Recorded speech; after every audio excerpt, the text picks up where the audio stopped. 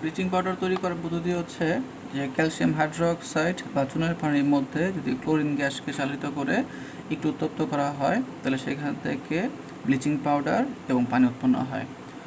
হ্যাঁ, এটা হচ্ছে ব্লিচিং পাউডারের সংকেত CaOClCl। তো এই ব্লিচিং পাউডারকে যখন আমরা কীভাবে দাগ পরিষ্কার করি যদি প্রশ্নে আসে তাহলে আমরা ব্যাখ্যা করবো কীভাবে। ব্লিচিং পাউডারকে যখন পানিতে ছেড়ে দেওয়া হয় দাগ পরিষ্কার করার জন্য তখন সেখানে বিক্রিয়া করে উৎপন্ন করে হচ্ছে গিয়ে ক্যালসিয়াম ক্লোরাইড এবং উৎপন্ন হয় হচ্ছে হাইপোক্লোরাস অ্যাসিড HOCl।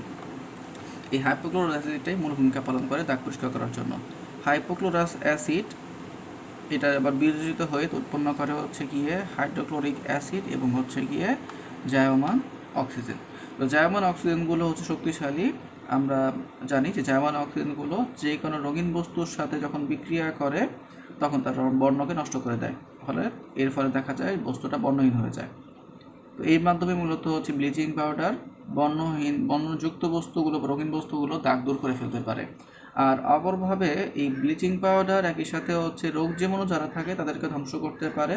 রোগ জীবাণুর সাথে জায়মান অক্সিজেন যখন রোগ জীবাণুগুলোকে জারিত করে ফেলে তখন সেখান থেকে উৎপন্ন জীবাণুগুলো মেরে যায়, এবং যার কারণে এই উপাদানটাকে বা ব্লিচিং পাউডারকে জীবাণুনাশক হিসেবেও ব্যবহার করা যেতে পারে। এই আছে তার ক্রিয়া। আরেকটা জগতে আমরা দেখি সেটা হচ্ছে গ্লাস ক্লিনার। গ্লাস ক্লিনারের মূল উপাদানটা হচ্ছে মূলত অ্যামোনিয়া গ্যাসের জলীয় দ্রবণ বা অ্যামোনিয়াম হাইড্রোক্সাইড। তো আমাদের গ্লাস ক্লিনারের প্রস্তুতি বলতে আমরা মূলত অ্যামোনিয়ার প্রস্তুতিকে বোঝাই।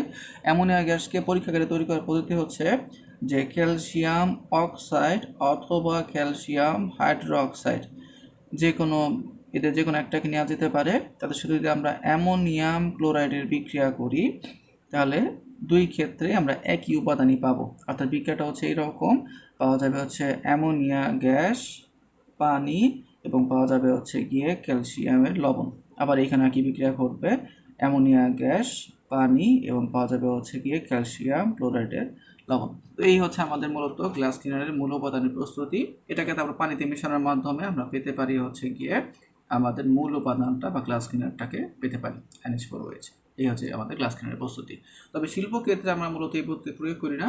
শিল্পক্ষেত্রে আমরা পদ্ধতি প্রয়োগ করি সেটা হচ্ছে আমরা লাসায়নিক নীতির সাহায্যে প্রয়োগ করতে পারি। আমরা জানি নাইট্রোজেন এবং হচ্ছে হাইড্রোজেনের উভমুখী বিক্রিয়ার মাধ্যমে তৈরি করা যায় হচ্ছে গিয়ে অ্যামোনিয়া গ্যাসকে। স্বল্পোচ্চ পরিমাণ উৎপাদন করার জন্য এখানে আমাদের 450 থেকে 550 ডিগ্রি সেলসিয়াস তাপমাত্রা প্রয়োগ করতে হয়।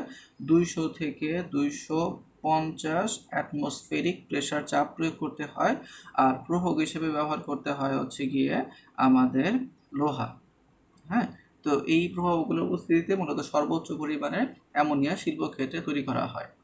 আর এখানে আরেকটা বিষয় বলা যেতে পারে, যেহেতু এটা বড় প্রশ্নে আসে, তো সেই ক্ষেত্রে আমরা একটু আলোচনা করতে পারি যে কীভাবে আমরা নাইট্রোজেন এবং হাইড্রোজেনটাকে সংগ্রহ করি। নাইট্রোজেনটাকে সংগ্রহ করা হয় সরাসরি বাতাস থেকে বিশেষ প্রক্রিয়াতে আমরা প্রথমে তরল নাইট্রোজেনটাকে সংগ্রহ করে ফেলি। আর হাইড্রোজেনকে সংগ্রহ করা হয় হচ্ছে গিয়ে মূলত মিথেন গ্যাস থেকে। মিথেন গ্যাস এবং পানির বিক্রিয়ার মাধ্যমে এখান থেকে পাওয়া যায় হচ্ছে গিয়ে CO2 এবং পাওয়া যায় হচ্ছে হাইড্রোজেনকে। তো এই দুইটাকে প্রথমে আলাদা করে তৈরি করতে হয় এবং তারপর সেই হাইড্রোজেন এবং নাইট্রোজেনের বিক্রিয়ার মাধ্যমে তৈরি করা হয় অ্যামোনিয়া, এবং সেটাকে পরে জলীয় দ্রবণ হিসেবে ব্যবহার করে পাওয়া যায় হচ্ছে গিয়ে গ্লাস ক্লিনার। তো এই হচ্ছে গ্লাস ক্লিনারের প্রস্তুতি।